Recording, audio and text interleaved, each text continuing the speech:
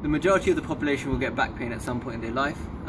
For acute back pain, which is, you're doing something and then you feel your back hurts the next day, like lifting or manual handling, then this can be really useful. So the primary flexor of the hip, the primary mover of the hip, is a muscle called psoas. It attaches all the way from the hip to the lumbar spine, so the joints in the back, and it's very commonly involved in back pain. So if you can relieve tension in the psoas, you can relieve your back pain often. So just to show you how to do this, all you need is a child's ball, so something which has a bit of give, around this size. You can pick these up from a pound from any Sports Direct or kids store, for example. So you're going to place this and you're just going to lie on it. You're not going to lie directly on the middle and in line with your belly button. You're going to go to either side, so just to the left, and you're going to put your weight on it as much as you can tolerate, and it might feel a bit uncomfortable, and you're just going to move forward and back. So you're going to do that 20 times, and this is releasing that muscle which sits on the posterior wall of the abdomen. So behind your intestines you've got your psoas muscle, so this is releasing that muscle off for you. Very quick and easy way to do that. So once you've done 20 repetitions back and forward, you want to just move 20 repetitions side to side.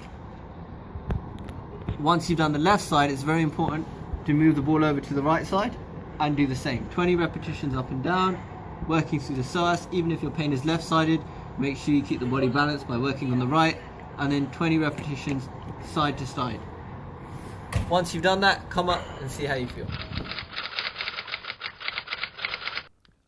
One of the mainstays of the roll stretch approach is passive backward bending over a firm surface. Now we prefer bending over something firm like this rather than a Swiss ball, because just think about it, if you've got a bit of a hump in your back and you put your spine on a Swiss ball, even if it's a relatively hard one, all that happens is the part of the back that you want to straighten just presses into the ball. That's problem number one.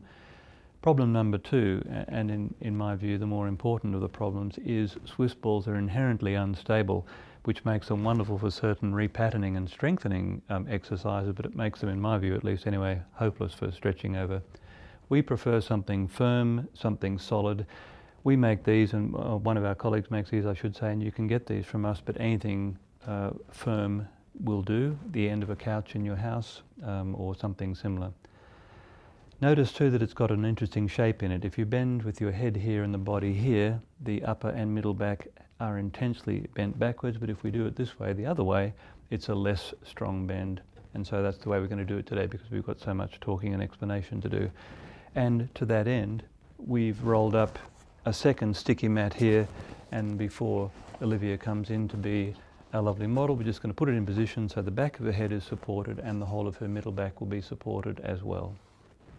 Olivia and I are going to demonstrate a one-partner version of this passive back bend, and the little details that we'll teach you in this sequence we have found make all the difference between normal passive back bending over a relatively firm surface and this version. That is to say that this one here is infinitely more comfortable, and surprisingly, even though more comfortable, it's much more effective too. So watch the first thing. Olivia puts herself in position, and look how she does it, because we want everything to be done as safely as possible. She's supporting herself with her straight arms. She places roughly the shoulder blades on the highest part of the barrel, or the whale I should say, like this, and she lowers her own head down onto the curved surface. Now it may be that you're not as flexible as she is, so I've prepared a little cushion and a pillow here, which we'll use to support just the back of her neck and her head. And if you see the final position here, you'll see that this neck, or her neck, is hardly an extension at all, and it simply feels safer to her and more comfortable in the neck, obviously. So the next thing that happens is that I put myself in position so that she can actually reach back and hold the back of my leg here, because we're going to apply some traction to the arms using my body weight. So you help the person get into position like this, and you can adjust your own position so that her fingers are linked, or your partner's fingers are linked firmly just up underneath the buttocks there. Then watch, you then move your knee away like this so that you've got a tiny amount of traction on the arms. And then the second most important thing is just watch, I'm grasping the whole of her arm muscles like this. I grip the whole arm flesh, which is biceps and triceps and all the fascia, and I twist in firmly, and then the last point is I then apply the traction by leaning my body back like this. And then the instruction is simply to breathe and relax. Now Olivia then actually applies the stretch that she wants by simply lowering her hips like so, and as you can see that her middle and upper back is conforming itself to the shape of the barrel perfectly. That's the third part. Now the fourth part, and this is a very important part, is the whole breathing aspect. At the moment she's breathing into her abdominal area mostly, but we can change that completely. If you look at the top of her chest, you'll see it's hardly moving at all. But if I release one arm and place my flat hand just below her chin on the top part of her chest like this, and then ask herself to breathe into the hand, look at how much the hand now moves. Now what's happening is that while the whole fascial sleeve is under stretch, fascial and muscle of course, is under stretch, now by directing her breathing action into the hand, all of these top and middle ribs are expanding hugely.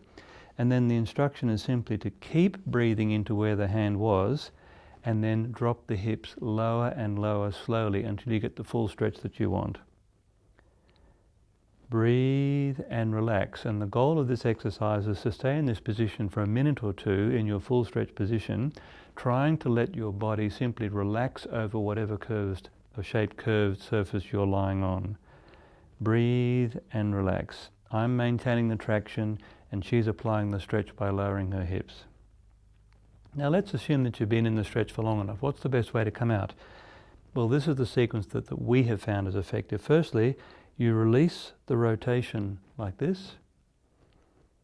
Then she unclasps her hands from behind my leg and reaches her fingers into the back of her head like this.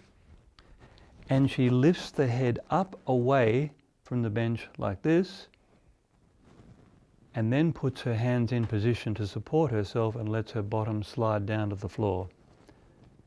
And immediately she then goes into a little forward bend. You choose one that you like, Liv.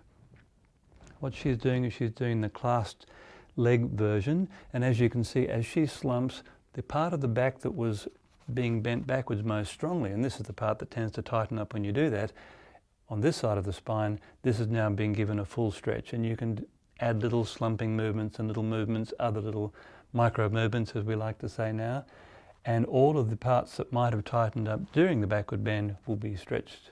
How does that feel? Excellent, and that's it. Try it, you'll like it. If you have the luxury of a second partner, you can get the world's best passive back bend by doing this. First, we'll just rehearse the same cues. Grab as much of the flesh of the arms as you can, squeeze the whole arm, and then gently lean back and pull back at the same time. And then Liv gets into the beginning of this second version by lowering her hips to the point where she has a stretch, which is about there, okay?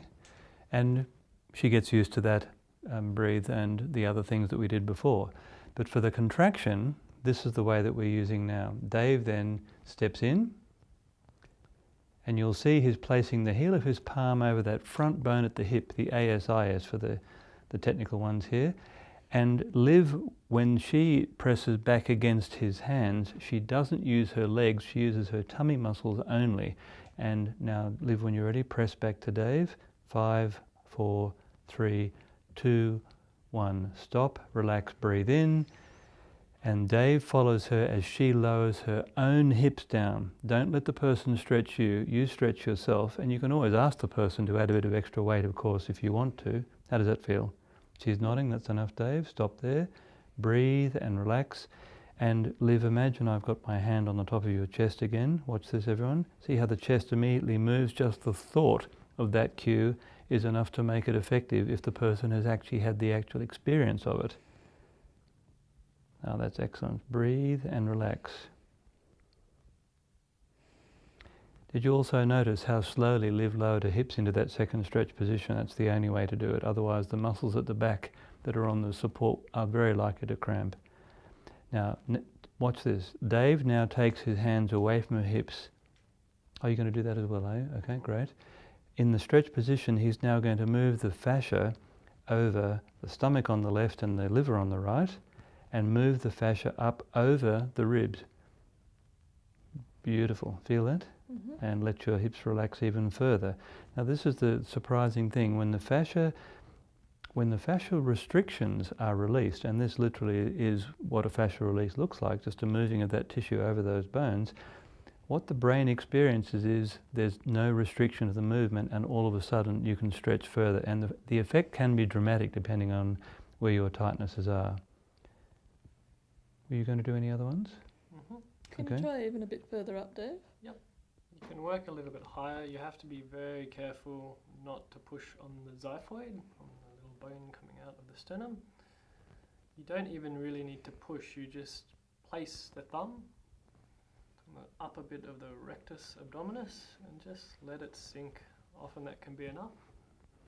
Now, to viewers this will seem incredible, but when Dave placed his thumb there on that point, a few seconds afterwards I felt her arm muscles relax completely, and I haven't changed the amount of tension at all. It's just the body does relax under your hands, literally.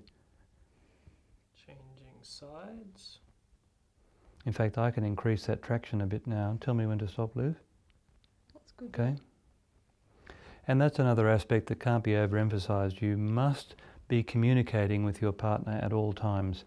And so if you actually have established good communication channels, it means you, the stretcher, in this image who looks like she's being stretched, she's actually in control of the whole thing. That's critical in my view. Just finally, I can also use my hands as a tactile cue and get Olivia to try and breathe the lower portion of her ribs sideways. You may not be able to see that from the camera's view there, but I can see that Dave's hands are literally going apart 2 or perhaps even 3 centimetres as she breathes in and out now, whereas before those ribs weren't moving at all. That's beautiful. You've probably been in the stretch long enough, have you? Okay, so Dave, slowly take your hands away. I release the traction and the winding. Liv then reaches her hands to behind her skull, but I forgot this before. She's actually lifting her hips up to relieve the stretch before that happens. Thanks for reminding me of that. I'm getting old and forgetful. Lovely. And curl up as before. And remember, always, when you've done any kind of strong back bend, you must stretch the spine forward first. And the part of the spine to emphasize is between my fingers here, between C7 and the lower part of the middle back. That's beautiful. How does that feel? Lovely. Also, you can induce your own little extra micro movements like this by pulling a bit harder on one arm or the other and letting that part relax a bit more, because as you slump and turn, that's now stretching this side of her back more, and when she does the other side like this, that stretches this side more, and a combination of those things will feel absolutely fantastic. Passive back bending, it can't be beat.